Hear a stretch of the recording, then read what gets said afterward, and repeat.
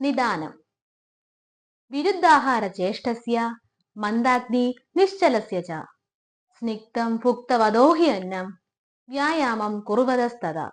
വിഷമാഹാരം, അജീർണത, അധികമായ ആലസ്യം ഇവയാണ് ആമവാദത്തിന്റെ മുഖ്യ കാരണങ്ങൾ.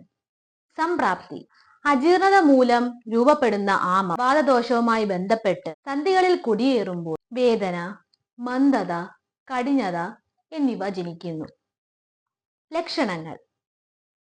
ശരീരമൊട്ടാകെ സന്ധിവേദന, ചിലപ്പോൾ ജ്വരം, ചിലപ്പോൾ അശക്തി, കിടക്കയിൽ നിന്ന് എഴുന്നേക്കാൻ ബുദ്ധിമുട്ട്, ഭക്ഷണ രുചിയില്ലായ്മ, ശരീരത്തിൽ മന്ദഗതി, അംഗമർദ്ദോ അരുചിതൃഷ്ണ, ആലസ്യം, ഗൗരവം, ജ്വരം, അപാകഃ, ശൂനത അംഗാനാം ആമവാദസ്യ ലക്ഷണം. ഒരു ദിവസം കൈവേദന കുറയും, മറ്റേ ദിവസം മുട്ടുകാൽ വേദന. രോഗം താൻ നൃത്തം ചെയ്യുന്ന പോലെ ആമവാദം രോഗിയുടെയൊക്കെ മനസ്സിൽ ഒരു ഭാരം, ഒരു പേടി സൃഷ്ടിക്കും. പക്ഷേ ആയുർവേദം അതിന് ഒരു പ്രകാശപഥം കാണിക്കുന്നു. വൈദ്യൻ ഗീതയോട് പറഞ്ഞു, മകളെ, രോഗം നീക്കാൻ ഉള്ള മാർഗം ശരീരത്തെ ശുദ്ധമാക്കലാണ്. അദ്ദേഹം നിർദ്ദേശിച്ചു. ലഘു ആഹാരം, ദീപനപാചന ഔഷധങ്ങൾ, സ്വേദനം, വിരേചനം, വസ്തി, വ്യായാമം, ശുദ്ധാഹാരം എന്നിവ. ഗീത ശാസ്ത്രീയമായി ചികിത്സ സ്വീകരിച്ചു.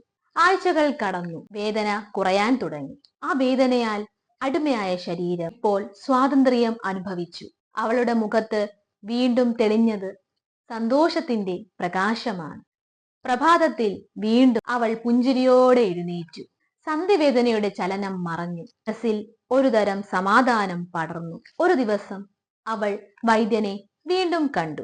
വൈദ്യരെ, ഇപ്പോൾ എനിക്ക് വേദനയില്ല. വൈദ്യൻ ചിരിച്ചു. നീ രോഗം മാറ്റിയതല്ല, ജീവിതം മാറ്റിയതാണ്. ആ വാക്കുകൾ അവളുടെ മനസ്സിൽ പടർന്നു പിടിച്ചു. അവൾ മനസ്സിലാക്കി, ആരോഗ്യം ഭക്ഷണത്തിൽ തുടങ്ങുന്നു. ശുദ്ധമായ ആഹാരം, ശരിയായ ജീർണം, സമതുലിതമായ ജീവിതം ഇവയാണ് ആയുർവേദത്തിന്റെ രഹസ്യം. ആരോഗ്യം ഭക്ഷണത്തിൽ തുടങ്ങുന്നു. ജീർണം ശരിയായാൽ ആമം പോലും മാറും. ഇതായിരുന്നു ആമവാദത്തിന്റെ കഥ. ഒരു രോഗത്തിന്റെ പരിണാമവും ഒരു മനുഷ്യന്റെ പൊതുജനനവുമാണ്. നന്ദി, നമസ്കാരം.